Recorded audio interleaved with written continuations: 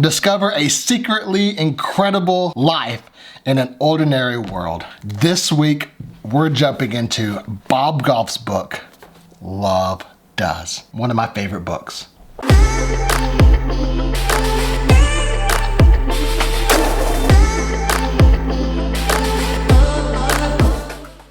Hey guys, I'm Chris Baldwin from chrisbaldwin.com, and this is BookTube Thursday. Bob Goff learned, simply put, that love does. And when it does, life gets interesting. Each moment becomes a chance to make faith both real and simple. Did I tell you how much I love this book? It's such a good book. Bob is a New York Times bestselling author and international motivational speaker. He's an adjunct law professor teaching nonprofit and business law.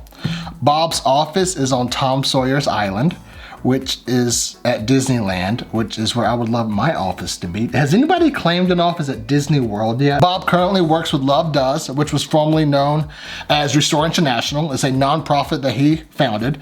It fights injustices committed against children. Bob gave up his law firm to pursue writing and speaking full time.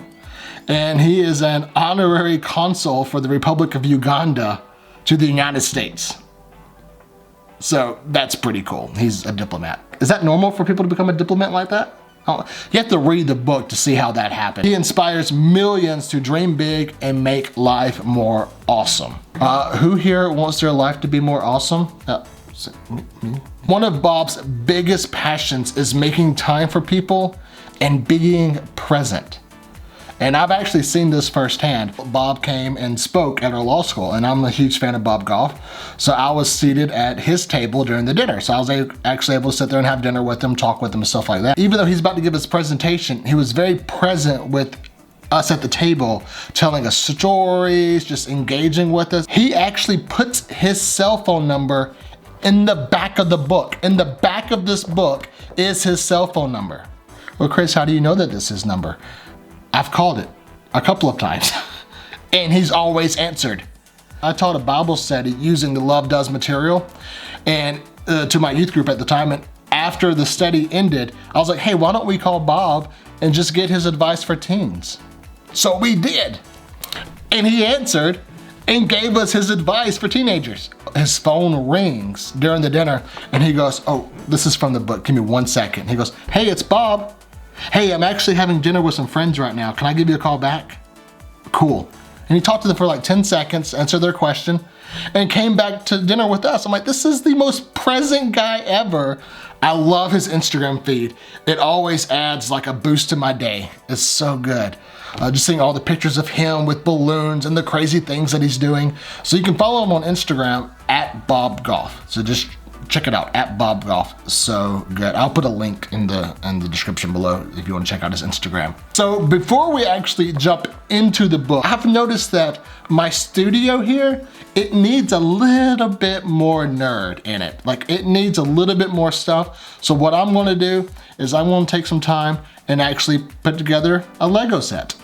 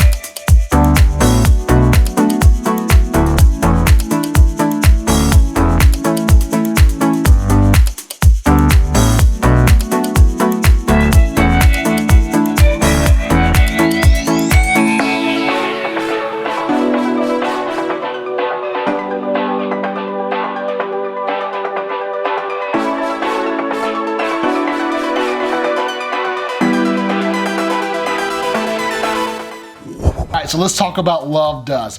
Love Does comes in at 225 pages, broken into 31 chapters. I love short chapters, which is what we have here. Nice short chapters. You can breeze through them. When you got a little bit of time, read the next chapter. So good. I love books that have short chapters. All right, so the big idea behind Love Does is if you want to lead a secretly incredible life in an ordinary world, then start living a life fully engaged and full of whimsy. And Bob sets out a great example of what that looks like. Oh, it's so good. I'll give you 7 of my favorite quotes from Love Does, and we'll discuss them briefly before we conclude. First quote, I used to be afraid of failing at something that really mattered to me. But now I'm more afraid of succeeding at things that don't matter. What happens if I put all my time and energy to climb the corporate ladder to find that it's actually leaning against the wrong building? Have you been there? Where you're like, I'm succeeding, but am I succeeding at something that I actually want to be successful at? I want to be good at a couple of things, and I want to be successful really at like loving people, being present. Bob does a great job at really jumping into that topic. So good. Quote number 2, I used to think that you had to be special for God to use you. But now I know you simply need to say yes. God doesn't call the equipped, He equips the call. But think about it, I mean, that's like a cliche, but it's so true. You simply need to give God your yes. You don't have to sit there and go, am I special? Am I special enough that God will use me? The answer is yes. Yes, you are. I mean, God will definitely use you. What you have to do is give Him your yes, and then just hang on for the adventure. Quote number 3, I used to want to fix people, but now I just want to be with them. I think sometimes we just need to be present. We just need to be with people. There was one time one of my best friends came over to my house. I opened the door and I let him in. He didn't say anything, but I could tell that he was crazy upset. And I was like, hey man, what's going on? And he's like, I think my marriage is over. And I realized like, dude doesn't need advice. He doesn't need me to give him tips on a successful marriage or how to get over depression or how to get through a difficult time.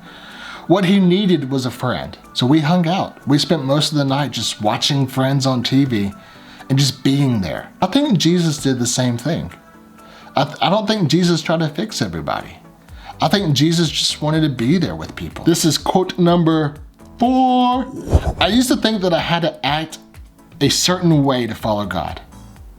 But now I know God doesn't want us to be typical. There's not a certain way that you have to act. Just be you. Think about it. God created you. Be you. God created you to be awesome. So be awesome. God does not create junk. God created you. Ergo, you're not junk. Quote number 5. I used to think religion tasted horrible, but now I know I was just eating the fake stuff.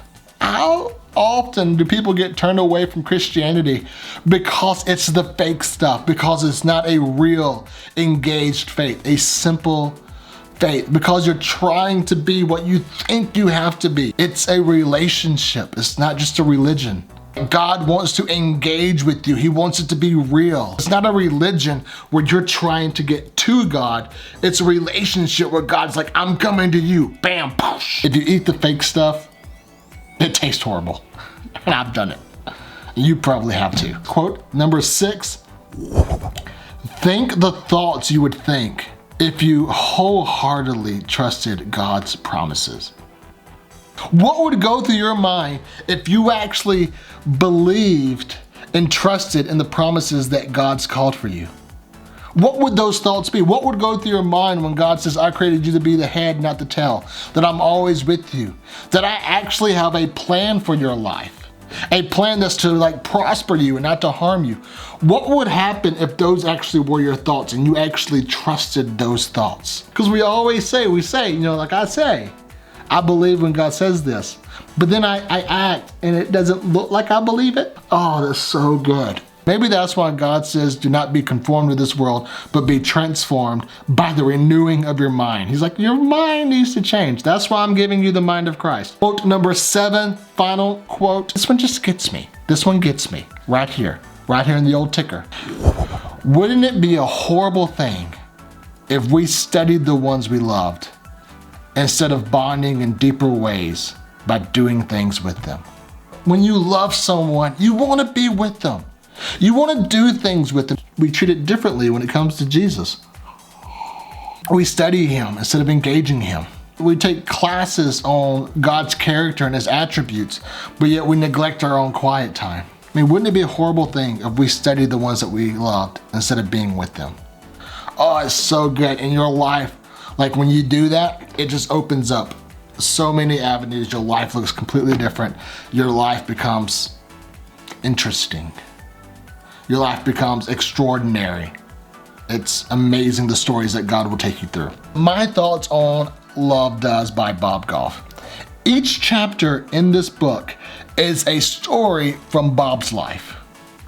Stories like how Bob couldn't get into law school because of his grades, so he sat outside the dean's office for 7 days until the dean was finally like, all right, go buy your books. You're in. You're enrolled. Stories like the time that Bob sailed from California to Hawaii. 16 days, 5 guys, 1 crate of canned meat. You'll hear how Bob thought that his friend was playing a prank on him, but as it turns out, he was actually invited to be the Ugandan consul. What? There are so many good stories shared in this book, but I want you to experience reading them for the first time like I did. This book will challenge you. It will. It will challenge you to be fully present with those around you. And it will challenge you to engage in this thing called life. Through Bob's stories and lessons, you'll learn how to embrace whimsy and find a simple faith that's real. I've read this book so many times, and it is still one of my all-time favorites. To be honest, Bob is my role model. I want to be like him when I grow up. That's all there is. I love reading his stories. They challenge me every time. I'll put a link in the description where you can check out this book on Amazon. You can get it at most bookstores. If you've enjoyed this BookTube Thursday, then please like, comment, and subscribe. I would love to hear your thoughts on what your favorite quotes are from this book, what you love about Love Does, some of your favorite stories, and if there's a book that you want me to check out, you want me to read and maybe give a review on, then also put that in the comments as well. You guys be blessed, and I will see you guys next week. Peace.